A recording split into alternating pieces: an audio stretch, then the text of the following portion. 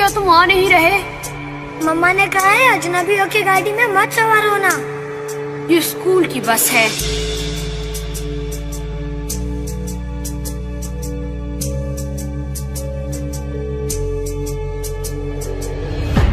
अगर तुम मेरा बेटा हो, भागो। फॉरेस्ट गम की ऐसी कौन सी वो 8 खास बातें हैं जिसकी वजह से आमिर खान इसका हिंदी रीमेक बनाने जा रहे हैं? तो दोस्तों, मैं अभिनव शर्मा आपका बॉलीग्राज स्टूडियोज के घराने में स्वागत करते हुए इन 8 खास बातों से आपको रूबरू करवाऊंगा। तो आइए बात करते हैं आमिर खान के फॉरेस्ट गम के हिंदी रीमेक के बारे में। और इसमें फॉरेस्ट गम की भूमिका में खुद आमिर खान ही होंगे। लेकिन सवाल यह है कि बॉलीवुड के मिस्टर परफेक्शनिस्ट ने यही फिल्म क्यों चुनी? बहुत सोच समझकर फिल्में चुनने वाले आमिर का दिल अगर किसी फिल्म पर आया है तो यकीनन फिल्म में कोई बात तो जरूर होगी। हम आपको फॉरेस्ट गम से जुड़ी वो खास बातें बताते हैं जिससे कुछ आइडिया हो जाए आप लोगों को कि यही फिल्म क्यों। नंबर 1, 1994 में ये फिल्म रिलीज हुई थी। सबसे पहले इस वर्ष की ही बात कर ली जाए। 1994 को हॉलीवुड का स्वर्णिम वर्ष भी कहा जा सकता है। इस साल जहां एक तरफ IMDb में आज तक टॉप में रहने वाली द शॉशैंक रिडेम्पशन रिलीज हुई, वहीं दूसरी तरफ इंडी सिनेमा में मील का पत्थर साबित हुई क्वेंटिन टेरेंटिनो की पल्प फिक्शन भी। उसी साल आई animated movie the Lion King के टिमोन और पुम्बा को आज तक कोई नहीं भूल पाया है। ये तब तक की और अगले कई सालों तक भी सबसे ज्यादा कमाई करने वाली एनिमेटेड मूवी बनी रही। फॉरेस्ट गम जहां हर अवार्ड में धूम मचा रही थी, वहीं स्पीड जैसी थ्रिलर बॉक्स ऑफिस में। जिम कैरी की dumb and dumber, Ace Ventura और द मास्क को दर्शक उसी साल देखकर हंसते हंसते लोटपोट हो रहे थे। और भारतीय मानकों के हिसाब से भी फैमिली मूवी की कैटेगरी में आने वाली बेबीज डे आउट भी इसी साल रिलीज हुई थी। इससे पिछले साल 1993 में आई फिल्म जुरासिक पार्क भी अभी अमेरिका के थिएटरों से नहीं उतरी थी। और इस फिल्म को भी जोड़ दिया जाए तो लोग आज भी 1994 की मिसालें देते हैं कि सिनेमा के टिकट काउंटर में जाते हुए वो अपने को किस धर्म संकट में घिरा पाते थे, वो वही जानते हैं। नंबर 2, फॉरेस्ट गम ने ढेरों अवार्ड्स जीते। इतनी ढेर सारी धांसू फिल्मों के बीच भी इस फिल्म ने ऑस्कर की अलग अलग कैटेगरी में 1 दर्जन से ज्यादा नॉमिनेशन पाए और इनमें से 6 अवार्ड पाए। Best film, screen play adopted, director, actor, visual effects, editing. Oscar के अलावा भी इस फिल्म ने देश विदेश में कई राष्ट्रीय अंतर्राष्ट्रीय अवार्ड्स जीते। मूल फिल्म में टॉम हैंक्स ने ये किरदार निभाया था और उन्हें इसके लिए ऑस्कर भी मिला था। ये उनका लगातार दूसरा ऑस्कर था। आज तक केवल 2 ही एक्टर्स हुए हैं जिन्हें लगातार 2 साल बेस्ट एक्टर की कैटेगरी में ऑस्कर मिला हो। दूसरे थे स्पेंसर ट्रेसी, जिन्हें 1937 और 1938 में यह अवार्ड मिला था। नंबर 3, रामानंद सागर के रामायण और फॉरेस्ट गम के बीच समानता। अडॉप्टेड का शाब्दिक अर्थ होता है गोद लेना। यूं स्क्रीन प्ले के साथ अगर अडॉप्टेड लिखा हो तो इसका मतलब होता है कि किसी किताब, नॉवेल, कहानी या ग्रंथ को फिल्म में परिवर्तित करने के दौरान लिखा गया स्क्रीन प्ले। स्पष्ट है कि मूल कहानी फिल्म बनाने के लिए नहीं लिखी गई थी।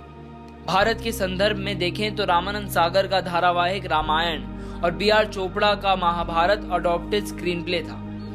अडॉप्टेड स्क्रीन प्ले के अलावा दूसरा होता है original screen play. Original screen play वो जो एक्सक्लूसिवली फिल्म के लिए लिखा जाता है। फिल्म के बनने से पहले उसका कोई अस्तित्व नहीं होता। फॉरेस्ट गम की स्क्रीन प्ले अडॉप्टेड थी विंस्टन ग्रूम के नॉवेल से।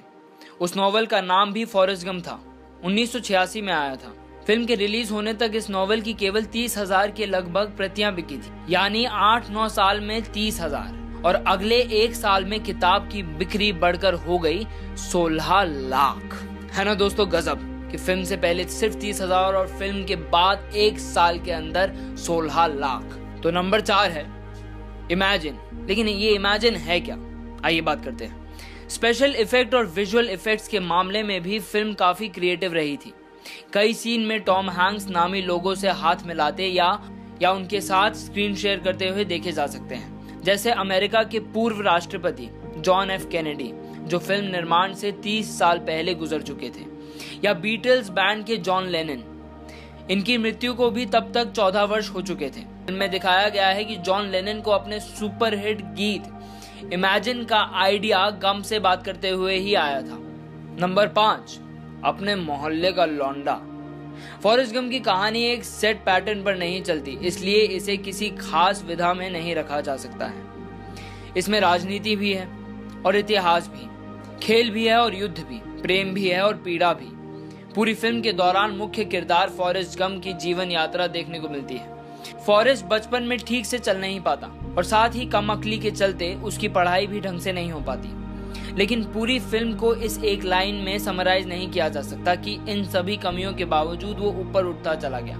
फिल्म जहां एक तरफ सच्चाई के कोसों दूर लगती है, वहीं ये भी लगता है कि फॉरेस्ट गम जैसा चरित्र हमने हाल ही में कहीं देखा है, आस पास ही कहीं देखा है। क्या आपने कहीं देखा है?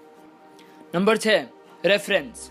फिल्म बेशक पूरी तरह से फिक्शनल है, लेकिन इसके ऐतिहासिक और वास्तविक घटनाओं से लिए गए संदर्भ काफी कमाल के हैं, जैसे अमेरिका और चाइना के बीच पिंग पोंग डिप्लोमेसी, वियतनाम युद्ध और युद्ध के दौरान नेपाम का छिड़काव, एप्पल कंपनी का उदय वगैरह। नंबर 7, जिंदगी क्या है। फिल्म का एक डायलॉग सर्वकालीन बेस्ट डायलॉग में से एक माना जाता है। होने को मुझे निजी तौर पर समझ में नहीं आया कि इसमें ऐसा क्या है, आप सुनकर बताइए।